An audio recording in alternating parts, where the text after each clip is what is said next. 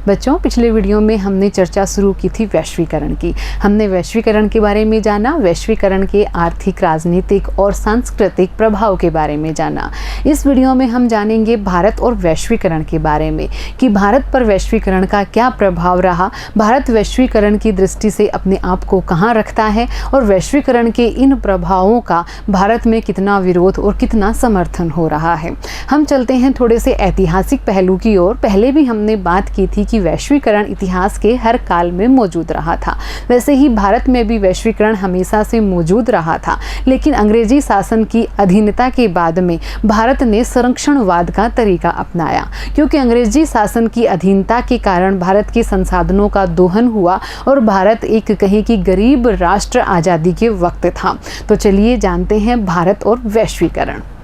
औपनिवेशिक दौर में ब्रिटेन के साम्राज्यवादी मंसूबों के परिणाम स्वरूप भारत आधारभूत वस्तुओं और कच्चे माल का निर्यातक और बने बनाए सामान का आयातक देश था।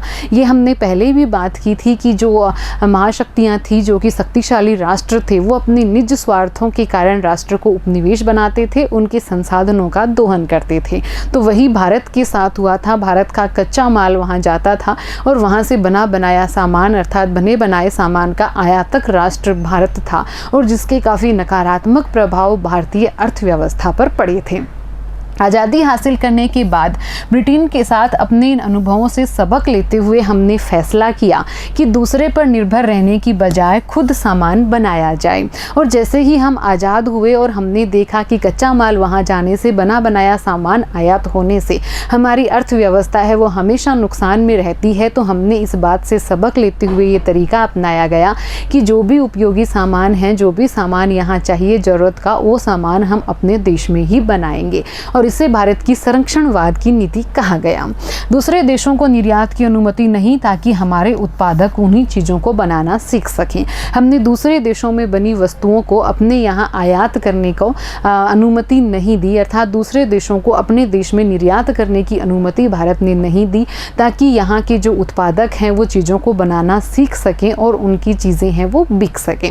उसके परिणाम क्या हुए? परिणाम ये हुए कि हमने कुछ क्षेत्रों में निसंदेह तरक्की की, लेकिन कुछ जरूरी क्षेत्र जैसे कि स्वास्थ्य, आवास और प्राथमिक शिक्षा पर उतना ध्यान नहीं दिया गया जितने वे हकदार थे।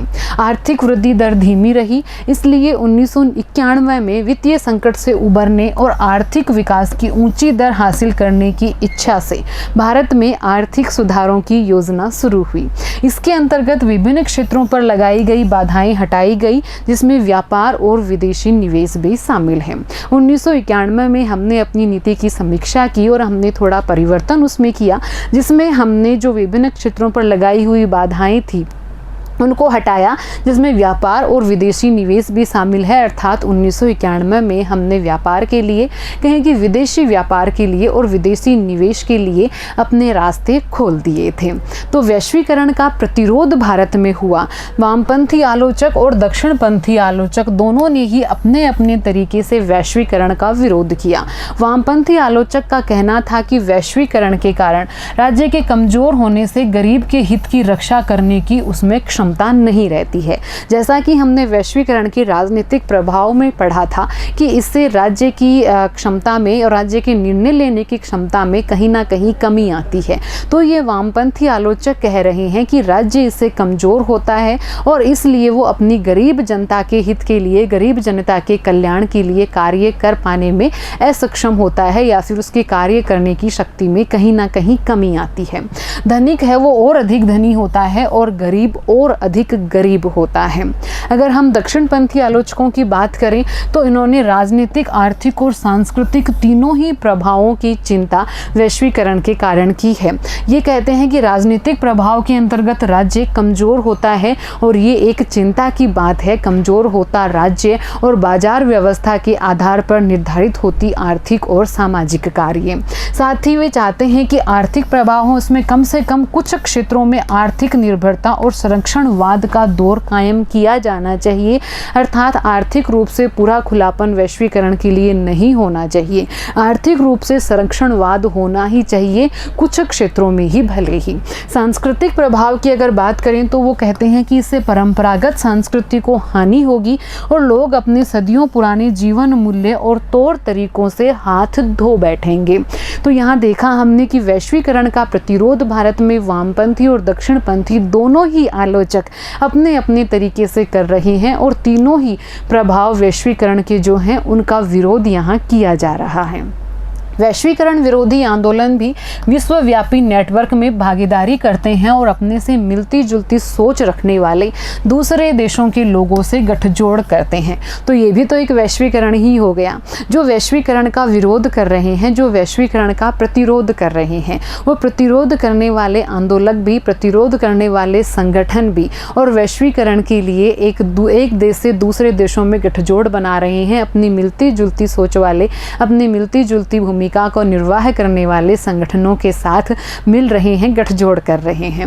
वैश्वीकरण विरोधी बहुत से आंदोलन वैश्वीकरण की धारणा के विरोधी नहीं बल्कि वैश्वीकरण के किसी खास कार्यक्रम के विरोधी हैं। यहाँ एक महत्वपूर्ण ध्यान देने वाली बात यह है कि वैश्वीकरण का जो विरोध कर रहे आंदोलन हैं वो वैश्वीकरण की धारणा का विरोध नहीं कर रहे, अर्थात वो विचारों की आवाजाही या फिर कहें कि हर प्रकार के वैश्वीकरण का विरोध नहीं कर रहे हैं, वैश्वीकरण के किसी एक पहलू का या फिर किसी एक प्रभाव का विरोध करते हैं, जिसे ये साम्राज्यवाद का एक रूप मानते हैं। उस कार्यक्रम के ये विरोधी हैं। 1999 में सिएटल में विश्व व्यापार संगठन की एक मंत्री स्तरीय बैठक हुई। आर्थिक रूप से ताकतवर देशों द्वारा व्यापार के अनुचित तौर तरीकों को लेकर यहाँ विरोध प्रदर्शन किया गया था।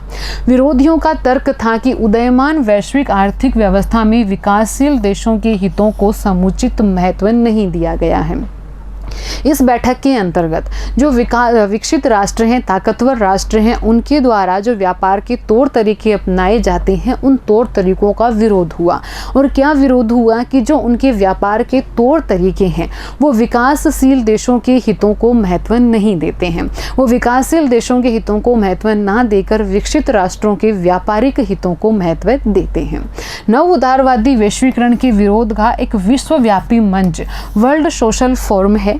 WSF की पहली बैठक 2001 में ब्राज़ील के पोर्टो अल्गेरे में हुई। 2004 में इसकी चौथी बैठक मुंबई में हुई थी। भारत और वैश्वीकरण के प्रतिरोध की अगर हम बात करें तो आर्थिक वैश्वीकरण के खिलाफ वामपंथी तेवर राजनीतिक दलों की तरफ से उठे हैं और इंडियन सोशल फोरम जैसे मंचों की तरफ से भी। औद्योगिक, श्रमिक और किसानों के संगठनों ने बहुराष्ट्रीय निगमों के प्रवेश का विरोध किया है। कुछ वनस्पतियों का अमेरिकी तथा यूरोपीय फर्मों द्वारा पेटेंट कराने के प्रयास का कड़ा विरोध किया है, जिसमें से नीम भी एक है। राजनीति के दक्षिणपंथी खेमे द्वारा सांस्कृतिक प्रभावों का विरोध किया जाता है, जिसमें विदेशी टीवी चैनल हैं, वैलेंटाइन डे मनाना है। स्कूल कॉलेज के छात्र छात्राओं द्वारा पश्चिमी पोशाकों के प्रति अभिरुचि आदि का विरोध शामिल है।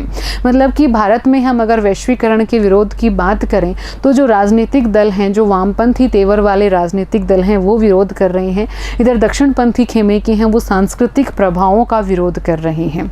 तो ये वैश्वीकरण के विभिन्न प्रकार के विरोध भारत में देखे जा रहे हैं। पाश्चात्य संस्कृति है, पाश्चात्य पहनावा है, उसके विरोध भारत में है। वैलेंटाइन डे पर आपने बहुत सारी खबरें पढ़ी होंगी, बहुत सारे मतलब कि कहें कि जो युवक युवतियां हैं उनके खिलाफ इस तरह की कई घटनाएं दिखाई देती हैं।